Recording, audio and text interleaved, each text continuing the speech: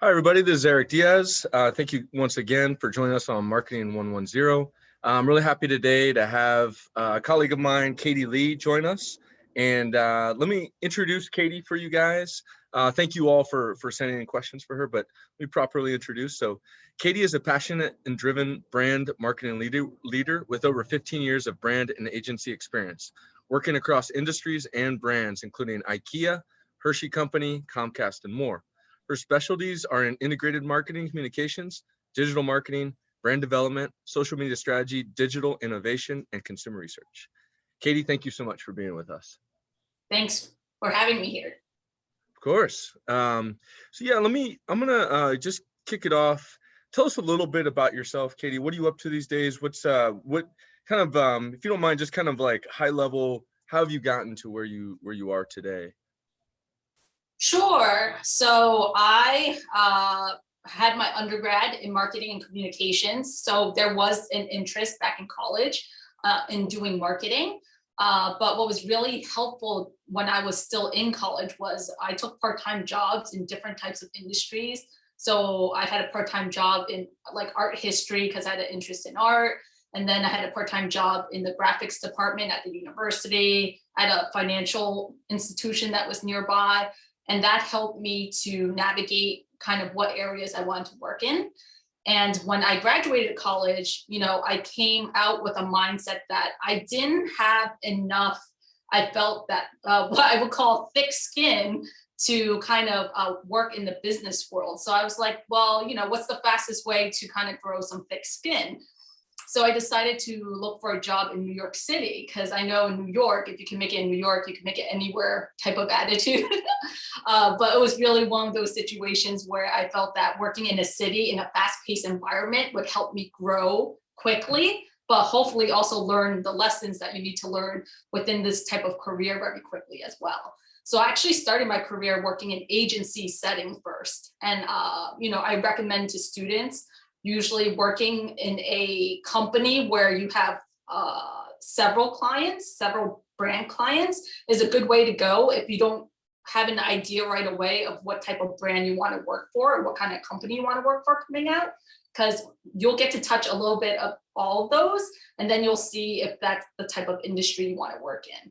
So I worked for a PR communications firm that had a really close global advertising partner, Saatchi and Saatchi.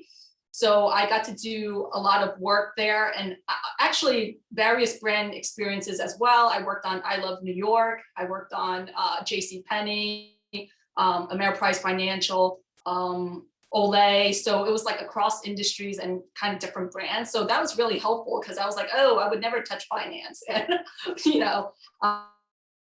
this area seems interesting, like retail. So I spent probably 4 years there. I became an account manager. So from account assistant all the way up to account manager, but I wanted to expand my network and I was becoming really interested in digital marketing. So I decided to leave New York City and test out a different city. I went to Philadelphia, got a job at Comcast and worked for the user experience team at Comcast, who's responsible for creating these digital experiences for website, mobile, and cable television. So it was really interesting doing that kind of work there. I really had to level up when I went to Comcast because while I had interest in the digital space, once you go to a company like that, like you have to level up very quickly to work with the type of people that you have to work with.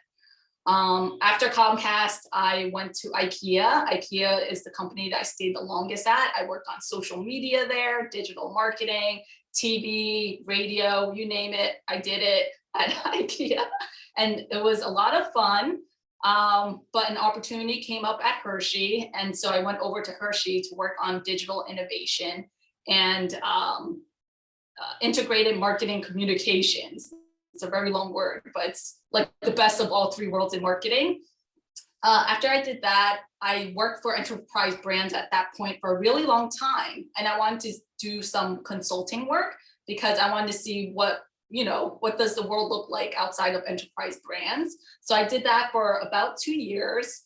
And then when I moved back to Philadelphia, my IKEA contacts reached out to me for this unique opportunity to work in brand consumer research in a leadership position. So I went back to IKEA and did that up till March when I finished a large, annual strategy that had to be executed for the year. And so far, that's that's it in a nutshell. Got it. No, that's perfect. And so I got a number of questions from the class online. I pretty much asked Paula's first class her first question. So hers was about, how'd you get started? So, and that really kind of, I think, encapsulates it. So let me ask another one of her questions. And this one's more about like your day-to-day role as far as like working with other team members, executives. How do you convince them the value of marketing?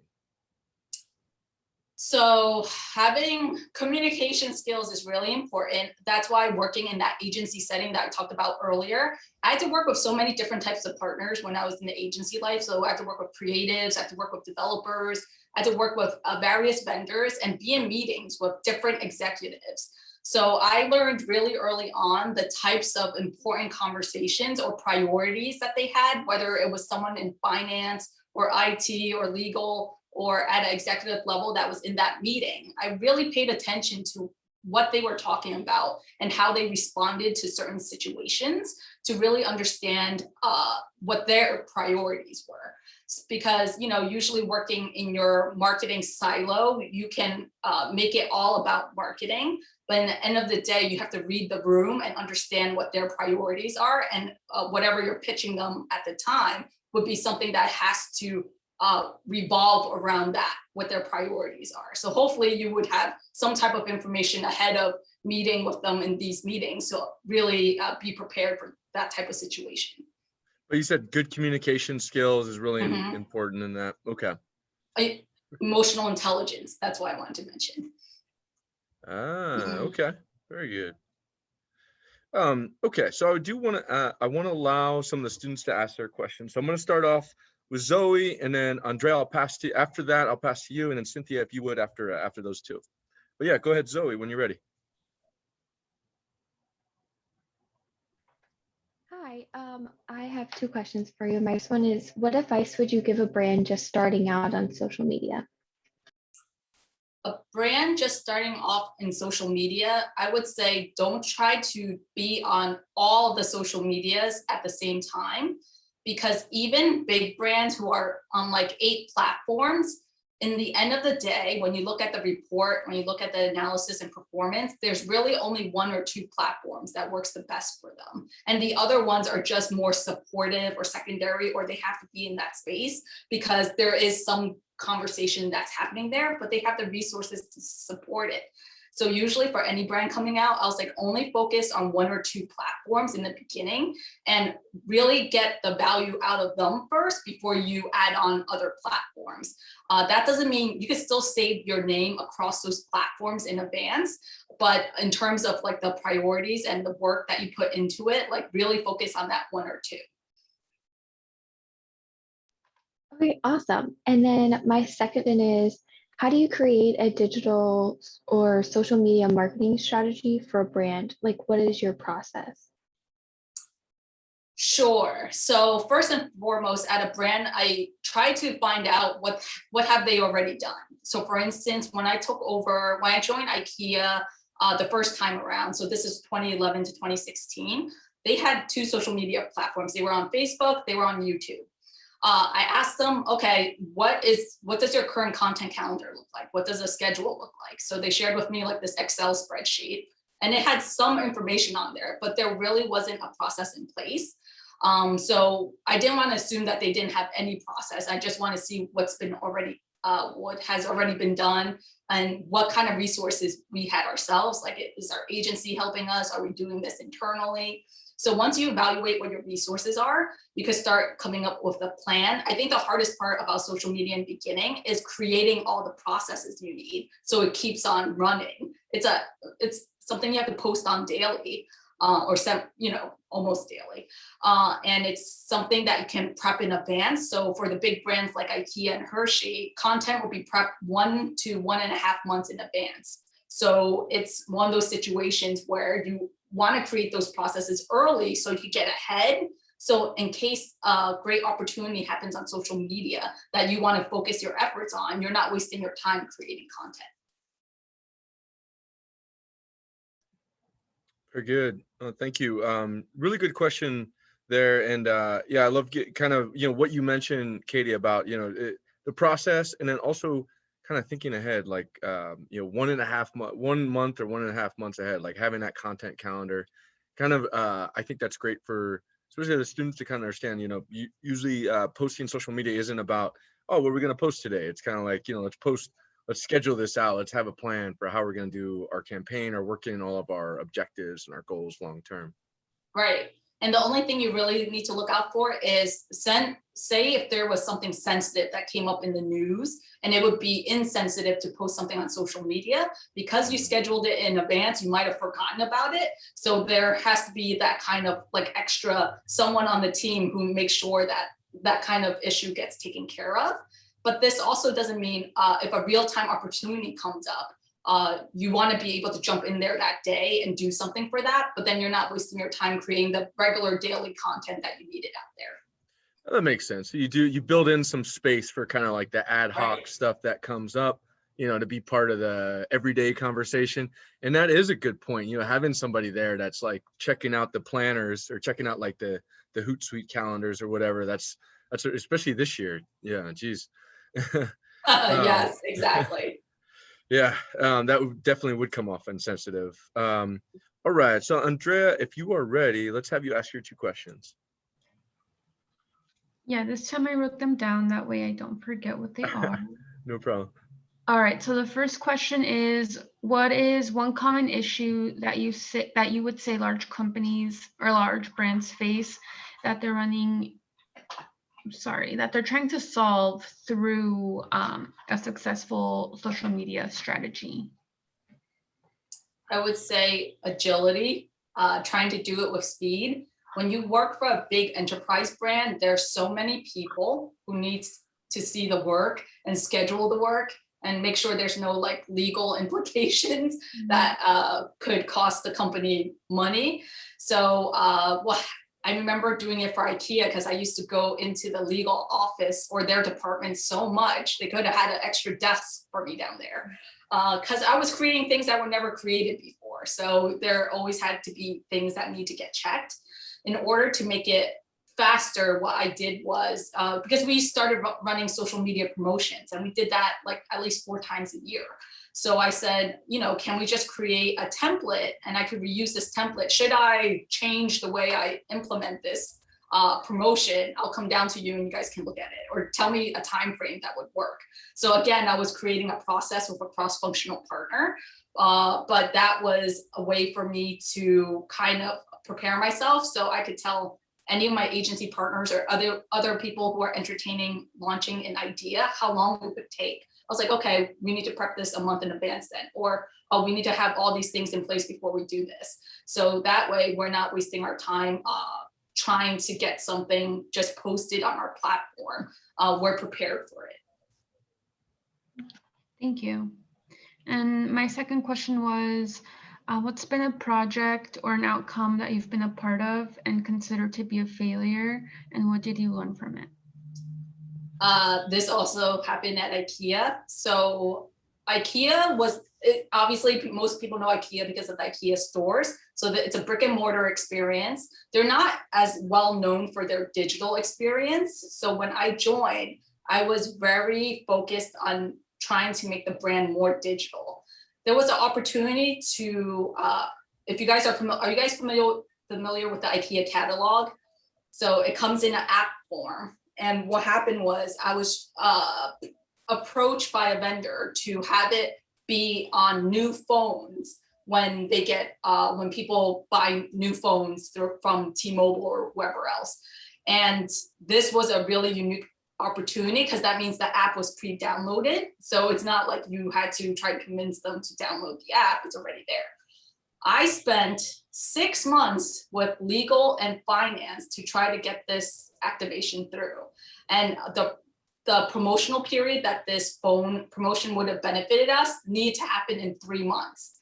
But because I was so far and so deep and I wouldn't let go of this project, because I was like, I came this far already, I can't give up halfway.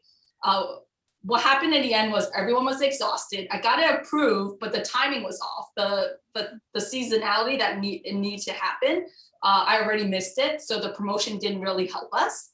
And so my learning from there was, if there are so many barriers being put in front of you, what is the cost in terms of time, in terms of resources, on trying to get like one promotion through versus focusing your efforts on something else. But the good thing that came out of this was that I created a process with legal and finance to talk about when this type of opportunity comes up, here's the appropriate, process that we have to go through.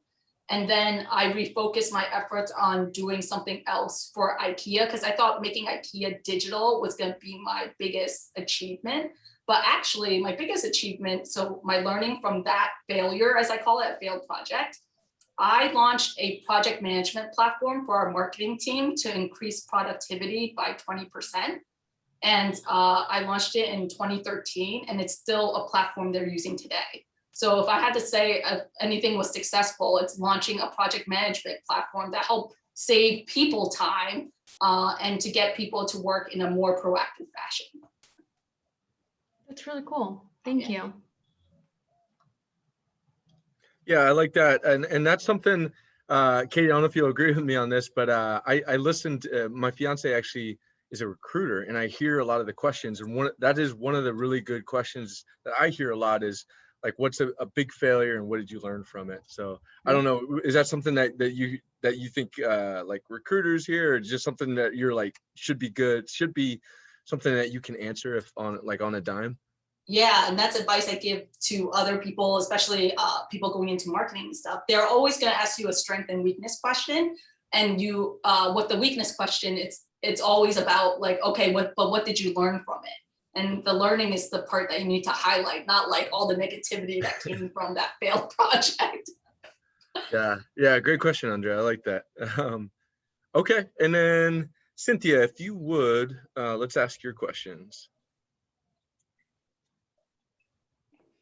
So my first question was, where did you get the information to found your business, Plan Her Collective? So as you know, from on LinkedIn, if you saw my LinkedIn, most of my experience is working with enterprise brands. But behind the scenes, I'm always a person who's constantly learning. And I love to learn. Like, marketing was a field I went into because it never gets boring. There's always something new that you can learn about marketing. So what I used to do outside of my regular 9-to-5 was I used to work in the startup space. So I mentored startups when they needed marketing advice. And I also joined on startup competitions just to keep my wits really sharp and to see, if I could really produce something in 52 hours.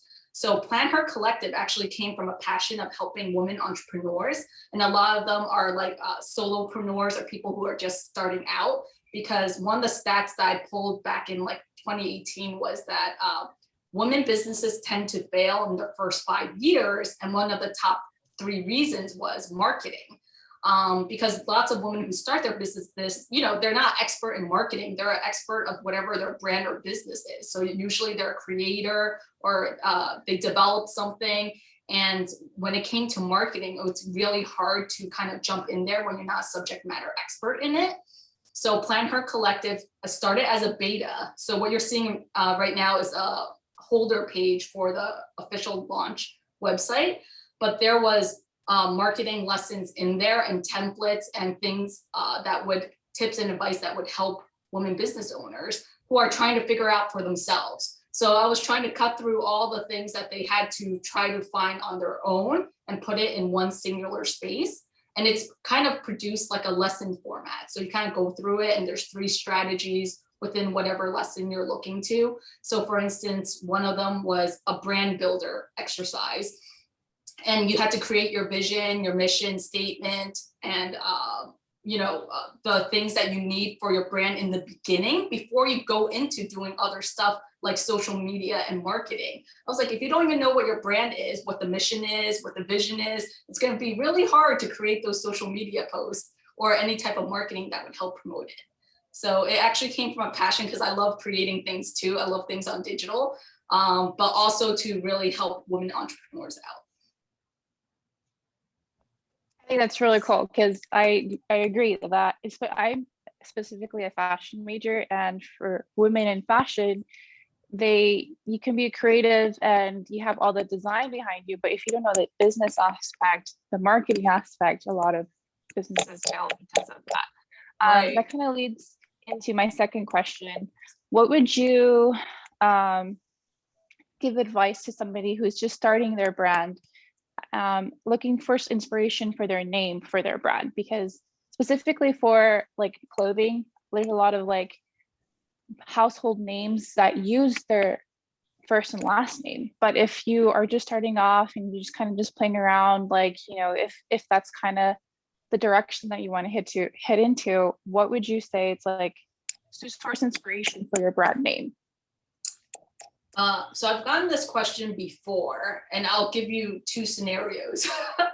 So when producing your brand name, for my top advice is that it needs to come from a story. Like, what's the story behind it, right? Because that's what's going to make it memorable. So even if it's something that's easy to pronounce or easy to spell or whatever, as long as it's something really memorable, people are going to go back to it time and time again. So my two examples are the word Apple and the word Google. Google is not even a word that's like used as some regular word. It's a word that they kind of made up. But they like the sound of it because it came from the inspiration of this mathematic algorithm terminology that was Google with like 3 O's. It's something that seemed complicated at the time, but what I want to get through with that one was at least Google, if you sound it out, you can spell it. So if you try to search for it, you can easily find it. With the word Apple, so if you choose a generic name like Apple, the challenge you're going to have in the beginning is if you don't have any budget to promote your brand, it won't appear on search as much. I was like, Apple is a fruit. I was like, it could be complicated for a brand in the very beginning to have it appear as such, unless they amped up their marketing and their budgets a lot to really make it appear. But with fashion brands, a lot of them use names, right? They usually use your first name, your last name, or something that inspired them. It comes from a place.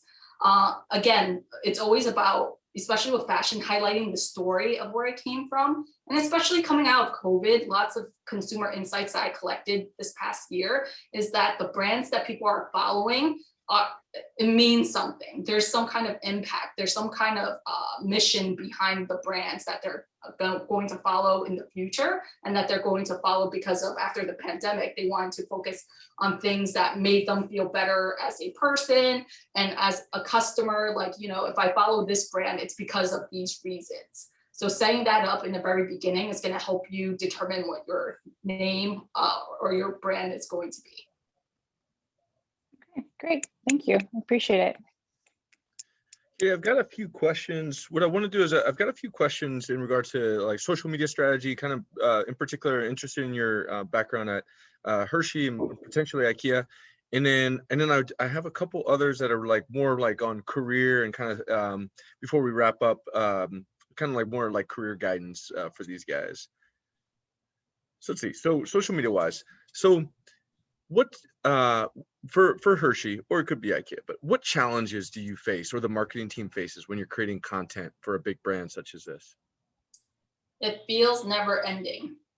So even prepping a month in advance, there's just so much going on. And then it was just that period where people are like, oh, let's just do a social media post about it. I was like, no, that's not part of our strategy. Like, because all the other functions, like someone from sales would come along or someone from corporate comms, like, oh, let's throw a messaging in there. I was like, yeah, that's gonna make our stats go down. So no. So it was really like outside of marketing, letting the other people realize that you do have a process, you do have a strategy. And if they want to be part of it, they have to get in early. So you need to set like the guardrails in the beginning so that people don't come randomly day to day and try to get you to post things on the brand when you're the person managing it. So I felt like that was one of the bigger challenges. Another one I would say is social media is 24/7. I would get messages like 10 o'clock at night during vacation, because I was heading the content, social media content. So I had to see everything that came through. And if there was opportunities, people from PR team would text me. So there's that fine balance. It is a lot of fun. You're always doing something new, but at the same time, it felt like you could never rest. That's great. Yeah, I like that. Now talking about Hershey's, question about like the brands and how does all the different brands operate? So do the individual brands at Hershey have all their own social media strategy, or does one team provide a guideline for the individual brands, or how does that work for different individual brands? Yes, so Hershey's is like a family of brands that fall under it, right? So the brands I worked on was like Reese's and York and Take 5 and Twizzlers and Icebreakers. So all of them have their own social media strategy and their own social media platforms. So what they try to do in order to promote cross learning is that I was part of, so a brand like Hershey's that has a portfolio of brands has a department called the Marketing Excellence Department. So there's like subject matter experts that helps across the brand portfolio of brands. So we would have monthly brand trainings and workshops where certain brands that had successful campaigns would come and share their case study. And so the other brands, can take the insights as it is. They might determine that we want to utilize the same social media strategy, or we want to utilize the same content, or whatever the case may be. But those were the timeframes when they would see each other's work and an opportunity to cross-share learnings and strategies. But they all had different customer profiles. So while some of them, I guess you could call them frenemies, they were brands that were frenemies, but at the same time, they all had different priorities and different benefits of their products. So everyone had a different customer profile. I like that. Very good. And then when you mentioned customer profile, could you just tell us a little bit more about what that actually means? Yeah, there's a lot of terminology for this. So it's called persona, it's called like an avatar. So usually most brands, and when they have the resources to do so, they collect enough information about their target audience that they can create this kind of persona, right? So this is our ideal customer. She's 35 years old. She's a mom. She has 2 kids. She makes $75,000 a year. So based on the market research that we would collect, we would find certain information about a majority of our customers that fit this kind of customer profile. And this profile is then used for when you're planning these bigger strategies, because you always align it back like, well, would Monica, if that was the name of our persona, be a type of person who would be interested in this type of idea or strategy that we had in place? Because in the end of the day, it's always leveling back to the insights, and if that campaign fits with the insights that you have. If it didn't fit, it shouldn't be an idea that you entertain, whether it be a TV ad or a social media promotion. So it had to be something that fit our persona correctly, so that we can know that we can execute it successfully. Got it. Okay. And then final question on social media and strategy. How important is a paid media budget on social for a brand like Hershey? It's really important to amplify. So while, it's funny, I feel so old because I was like, I've been in social media when it was still organic, like 100% once upon a time. And now It's like 0.01% organic. Funny enough, because of COVID, organic strategies are coming back like a spitfire in terms of blogs, in terms of SEO, and because of the nature of people digesting so much digital content, and because of the data privacy issues. So the third-party data stuff is going away. First-party data is the only things brands will entertain right now. And that will cause lots of paid media issues, because lots of paid media insights is based on third-party data. So now they're trying to balance both sides of this kind of coin to see how they can optimize the experience. But what I used to tell people was that content is the gas, content is the engine and paid media is the gas. So if you want your engine to run, and go further, you need the gas to go through it. So what we said with paid media was, because I had a paid media partner, I said that she was the gas and I was the engine, and we need to work well together for our campaigns to be successful. Paid media is great for when you do real-time marketing opportunities. What if something viral was happening and you're a brand that responding organically, but then later on you could put paid media behind it to really amplify that messaging. So that's an opportunity where paid media really comes in place. But there is really no brand I worked for within my resume history where paid media was not used. So it is an important feature and it's a great skill to have. Got it. Okay. Okay. So then a couple more questions. So these are more like just listening to some of your responses from the students' questions. A couple of things I thought about was what is it like, I guess, changing companies or changing careers? How for college students, today coming out and looking for their first jobs, how often do you recommend that they should look for a different position, or how long should they stay at a company before they should be looking to move into a new role? Unless the company's really bad, like they're verbally or physically not treating you very well, I would say 1 year, but only if you think you could gain something out of it, meaning you're learning something. So whether it's a big brand and you'll have the brand reputation, but if you didn't learn anything from it, I don't know how helpful it's going to be for you. What I enjoyed when I came straight out of college, I had the opportunity to work at a big ad agency in New York City or work at a smaller communication agency. And I chose the smaller one because during the interview process, they respected me more. They were going to pay me more money. Whereas the big agency was trying to tell me this is what all the other agencies are paying people entering into the agency world in New York City.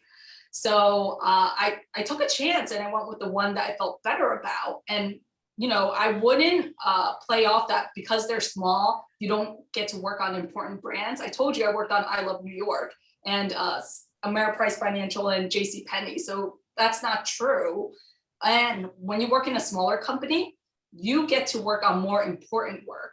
So when the account directors are full, their hands full on projects, they need someone else to support on another project. You might be the person leading on it because you're a smaller company and it's all hands on deck. And I did everything from posting blogs, editing video, producing things for print, advertising, and working on presentations and working on websites. So my experience was vast from the very beginning because you got your hands dirty. So that was really good. Sometimes I hear people complaining, depending on what agency or what brands you get, they might get busy work in some of these bigger agencies that they work on, and maybe it's not as intellectually stimulating for them, but they're hoping they'll eventually get a good client or get a good project. Maybe that would help them along. So like I said, you're in the beginning, like don't judge a book by its cover, like really investigate like what kind of work you would be working on. And if it's something that you think you could gain a new skill from. Got it. Okay, so working with big brands, what's the best thing about working for big companies, big well-known companies like Hershey and IKEA? What's the worst thing about working for them? The great thing about working with big companies is they have big budgets, and if I wanted to pitch a project, I could probably get funding for it if I really was adamant about a specific project. And I have the resources to support me in it, whether it be like someone producing content or someone like executing the creative or working with an agency partner, like the resources were there. And what people enjoy working with the big brands is usually the benefits are better. And you usually get discounts at the brand, depending on what kind of brand you work for. And then, it's the I guess, the honor of working at a big brand. It looks good on your resume, obviously, and it provides future opportunities. When people see that I've worked at IKEA and Comcast, they're like, oh, she's worked across industries. Maybe she can work at my brand too. So I thought that was really beneficial in my career. So what people said was unique about my experience was I worked across different industries, still in marketing, but in different roles. So I never stayed in the same role from company to company. I usually went into a different role. And just because marketing is always evolving, there's always going to be new roles that come out and different ones. And because you as a person, you're always growing, so your needs and your career is going to grow as well. So I don't see yourself as someone, I'm going to be someone who produces social media content, and I'm always going to produce social media content. That shouldn't be the case. If you love doing it, that's great, but your level of what you do in it should change over time. Got it. Another question I like to ask, especially, okay, so there's often, sometimes we have people from agencies that do these presentations, these talks. So from the if you can put your brand hat on, from the brand perspective, what's the best way to work with agencies, manage agencies? How does that work? The best way to work with agencies is to keep the communications clear. So what happens is the relationship, and I used to manage it when I was at IKEA. I did it also when I was at Hershey. Different agencies have different personalities. So some of them have stronger creatives, some of them have stronger account management people. And what a brand is always trying to do, because we're investing millions of dollars, right, on TV advertising, on whatever campaign that these agencies are working on. And what happens is, something that I learned that was really important is not to put the agencies down when they're pitching their ideas. So even if you would never see your brand, doing whatever idea that they pitched, it's important in that meeting to ask the right questions, like, oh, I saw that you went in this direction, oh, how come you decided to go this way versus going this other way? You want to know what they were thinking when they created it, to really understand the place that they're coming from, because agencies, their ideas and their strength thrives from them feeling excited about the project that they're working on. And if they don't feel excited, they're not going to create their best work. So when we have these feedback sessions, something my director or manager in my earlier IKEA career taught me was, we never give them the final feedback in our initial meeting. We're going to tell them we're going to think about it, and that will come back to them. So that way, like, if we were really mad about an idea they showed us, we're not showing anger as our feedback in the first session. We're taking it in, and we're going to review how we feel about it, and then ask the right questions back. Yeah, makes sense. Very good. And it looks like we're almost out of time, so I really just wanted to ask one last question. Again, as I mentioned to you, this class is unique because it's almost all female. It's like 90% women, so that's great. and from I just wanted to ask, from your perspective, like what guidance do you have, especially 2021, going to the marketing space, going to maybe work for agency, maybe working for a brand. What guidance or suggestions do you have for these ladies? Come out swinging, because and I've spoken to other colleges about this. I've gotten full-time jobs during 2 recessions, and that makes me feel really old, Eric. 2 recessions, I got full-time jobs. And what I did at both of those jobs that I interviewed at was, I didn't go to them like I knew there was a recession going on, or act like there was a recession going on. I went in with the mindset that I'm the best person for this job for all these various reasons. Here are my strengths. Here are skills that I can bring. Because people and brands and companies that are hiring, they're not trying to hire someone who's timid, right? They're trying to hire someone to help their brand because they need someone right now. They're overloaded. So you need to come to the table like, I'm here to help you, versus like, oh, I really love your brand, I always wanted to work there, and all these reasons. While that's still good background to have and a reason why you should choose to work for them, when you come and to the interview table and the application process, you really want to go in there like, I have these strengths and I think these strengths can benefit your company. And, you know, I think one of the questions that one of the other women marketing students have asked me in the past, they're like, well, Katy, as a minority and a woman, how did you approach applying for jobs? I was like, I didn't apply for jobs with the mindset that I was a woman or that I was a minority. Like, because then if in my head, if I don't make it a factor, it's not going to be a factor. So that's, and I told them that, you know, I don't know why that was, but I always kind of acted that way. And it's always kind of worked for me. I didn't go in there like, oh, this is a big male brand. At Comcast, I work with lots of males, but, you know, I didn't use it as an opportunity to discourage me from the process, right? If anything, I have to approach it like it's a new opportunity, a new learning experience. It'll be fine. So it's one of those things like, it's really about your attitude, like how you go into it. And you can see it in people's writing. I've seen it interviewing people, like if they're fearful, if they're doubtful, if they had a bad experience from their previous job, like, you know, they show up like that during their interviews. It's a shame that they do, because you're really trying to find out who's going to be the best person to kind of come to the table and take work off your hands or really support the brand in a really good way. Great. Thank you. No, it's very inspirational. I love the message. Come out swinging. I like that. Katy, thank you very much. I really appreciate it. Thank you for taking the time with us all this week and for being a part of it. Yeah, thank you. And yeah, just very great messages for the class. So thank you. Thanks for having me. And if people want to connect on LinkedIn, my handle is Hey Katy Lee with a Y. It's Katy with a Y. On LinkedIn. Okay, very good. Yeah. And I will share your LinkedIn bio as well. So, Okay, all right, well, great. Thank you guys all for being a part of it. Thanks, guys. Bye.